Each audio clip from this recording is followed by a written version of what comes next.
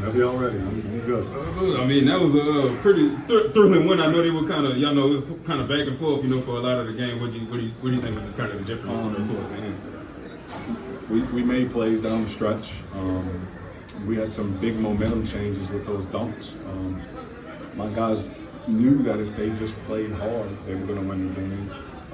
We had a lot of fouls early that we had to overcome, but I mean, we played some guys that we normally don't play, and we just told them to stand, and we were able to do that. And we knew if we can get our guys back in, we would win the game. And you were a guy short without Nico. How did you just kind of get the group ready, without one of the big guys? Those guys were locked in and prepared without Nico. I mean, he's one of our leaders.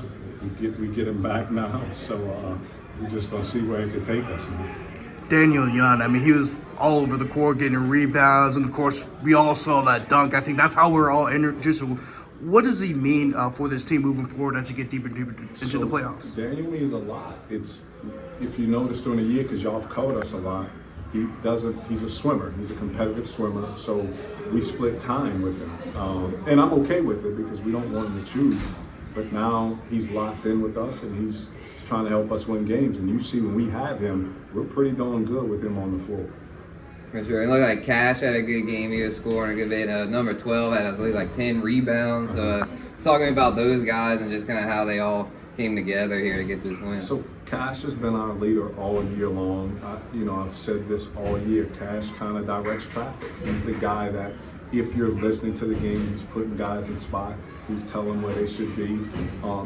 He's sacrificed a lot of himself. I am forever grateful. Probably one of the greatest kids I've ever been around. So he's been steady all year.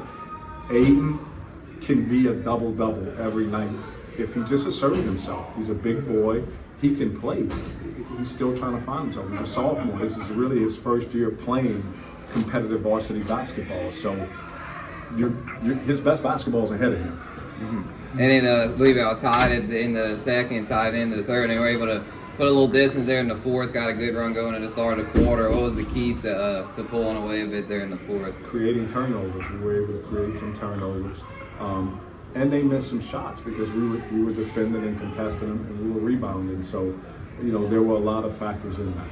What's just kind of your thoughts on the draw that you guys got? I mean, you had Brother Martin is basically holding, the district again because you got Jesuit next, and then. Well, with 24 teams, you can't avoid it because we're going to get 5, 6, 7 teams in, so we're going to see each other. It's just not conducive if we play each other twice and then we do this another 2 or 3 times. That's the problem. So that's why we went to the one round. Because you can't fight not playing them again with 24 teams. So it's normal. It's just a little tougher to prepare your kids to play a team that you've already beat twice. To beat them a third time, you got to keep them mentally engaged. But we were able to. So look, it's fine. And how are you feeling about Jesuit in the next round?